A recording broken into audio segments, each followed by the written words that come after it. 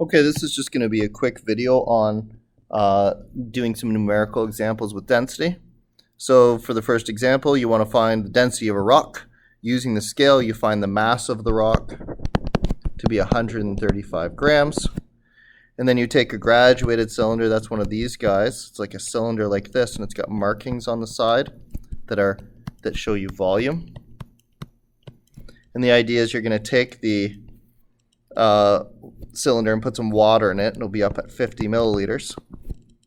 And then you take the rock and you stick it in the cylinder, and the volume increases from 50 milliliters to 75 milliliters. So what that tells you is the volume of the rock is the change in the volume of the water, as in it took up 25 milliliters when it pushed it up that far. 75 milliliters minus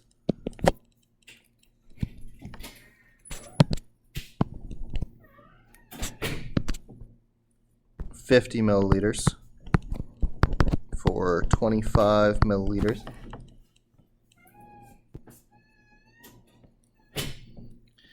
And so we've got the mass of the rock, and the volume of the rock, so we can find the density of the rock.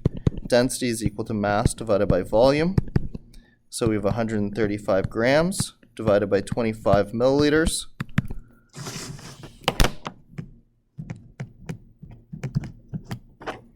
So this rock has a density of 5.4 grams per milliliter.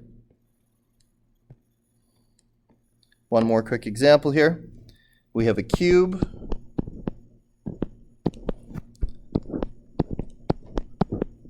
with side length 15 centimeters. It has a mass of 400 grams. Will the cube float? So first of all, if it'll float depends on its density. If the density is less than 1 gram per centimeter cubed, that's the density of water. We're assuming we're going to try and see if it floats in water. Then it will float. That's less than. And if it's greater than that, it'll sink. So here the first thing we have to do is find the volume. The volume of the cube can be given by the length times the width times the height. So this is going to be 15 centimeters times 15 centimeters times 15 centimeters.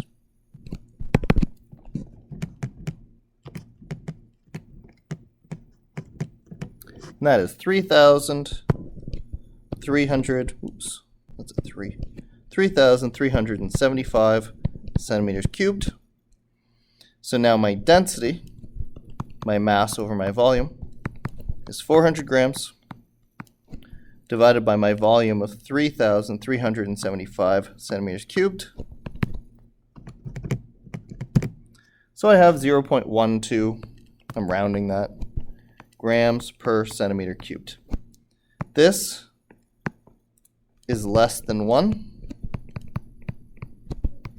What that means then is that when this cube goes into water, it's going to try and displace the same amount of water as its volume.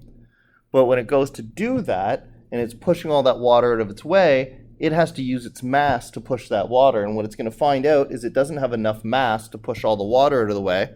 And so instead of sinking to the bottom and displacing all of that water, pushing it all out of the way, some of it will sink into the water, but not all of it will be able to get under. And so this object will float because its density is less than the density of water.